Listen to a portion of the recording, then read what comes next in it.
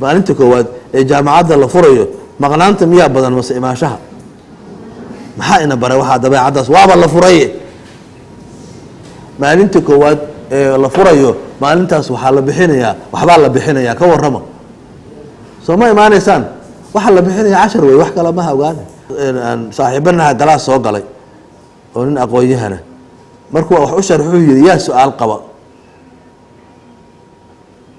gacantaagaa la waaya markii dambe gabar baa gadaal gacan ka taagtay markay su-aasha ka jawaabtay wuxuu wata hadiyadu siiyey markaasuu yidhi yaa haddana su-aal qabo ma soo badanayaano mid kuwa kale gacan taagay hadiyadu siiyey ooga jawaabay yaa qaba waa soo bateen marka adiga ma isdhiirigelisid ma in adi lagu dhiirigeliyaa rabtaa meeshaan miyaa wax ku arkaynaa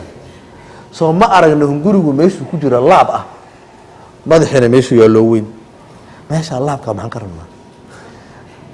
habeenka mugdiga ah waa habeenka mugdiga ah qof annaga inteena qof afkiisa la gafa cunto ma nagu jiraa haddii koox 3 diinaan la isugu kiindaro bariis saxan buuxa oo wixiisa u dhan yihiin oo la kala boobayo korontadu ay tagto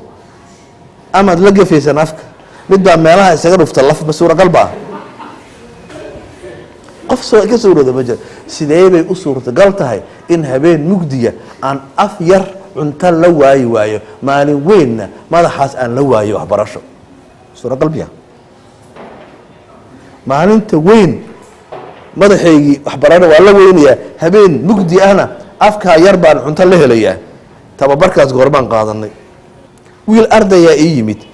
isagoo aabihii la socdo markaasuu yidhi macallinow duruustii baa igu badatayoo waxaan rabaa inaan baxo khuruuj aabihiisaa la socda waswaas baa i dilay maxaa ka waswaasaysaa shaydaan baa i wareeriyey muxuu ku oranayaa markaan tukadu i leeyahay allahu akbar ma aada tukan oo kan ku oranaya ma tukadaa asagu midka aad wax ka dhegaysanaysa ma tukadaa ya qofka ku dhahayo warayskadii salaadaadii ma jirto ma aadan xiran horta asagu ma tukadaa see wax uga dhegaysanayna qof aan tukan dadka waxyaalaha fashiliya waxaa aad ka mid a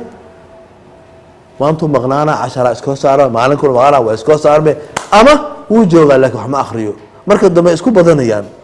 waalid baa ii yidhi wiilkii imtixaan ma geli karo waa isku wareeray maxaa dhacay 10 isku batayoo imtixaan ma geli karo keligiisa isla hadlaaya meel fadhiya murugta adaa isu keenay inaan macallimiinta aan dhahno macallin hebelow imtixaanka siduu u imaanayaa saas ma dhahno waana jeceshii in la idiin sheegay isugu imaanayo